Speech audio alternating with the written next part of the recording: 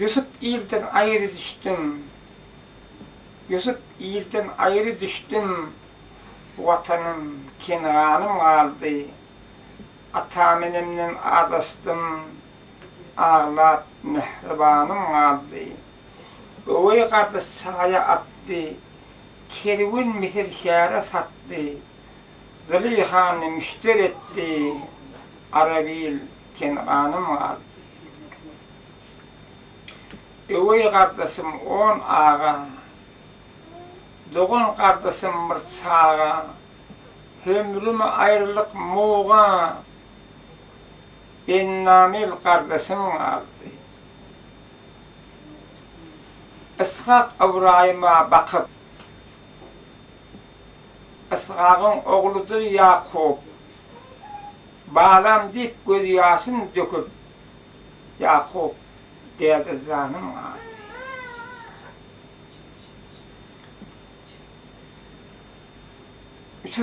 Yusuf Mısır'da mealimdir. Yusuf Mısır'da mealimdir. Mısır'da padşah alimdir.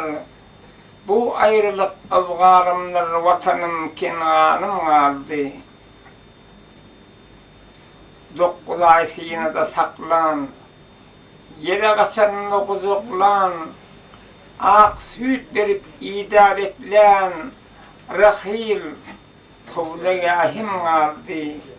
Elbette enesi oya atılmazsa dünyadan ötüptür yine atı inan hatiresine şu enesi dünyadan geçenim olsa bar hatir edip canın sonu hürmetine hova enesini sanat geçeyim. Yusuf Mısır'da mealimdir. Mısır'da padşah alimdir. Bu ayrılık abgalimdir. Vatanım Kenanım vardı. Berdi közü koşku koşun. Ulumağlardan sorusun. Yusuf Yakup'tan adasın. Ayrılık ermanım vardı. Yine bir koşku. Hava dünyanın ağvatının yokluğuna otursam, oylansam kararım yetmez. Aklımı tağladın yalın dünya hey. Sana gelen adam maksadı yetmez. Geldi uzak açıp gülen dünya hey.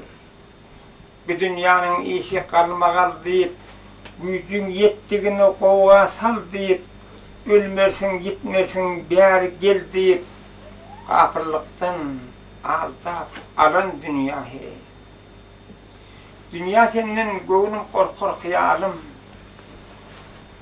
Dünya senden göğünüm korkor hıyalım.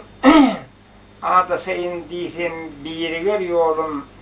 Sen reyimsiz bir nurbat zalim. Dengden dostun ayrı salın dünya hey. Güçlü mü sen, pehlivan mı sen, zor mu sen? Yıldan mı sen, saman mı sen, dur mu sen?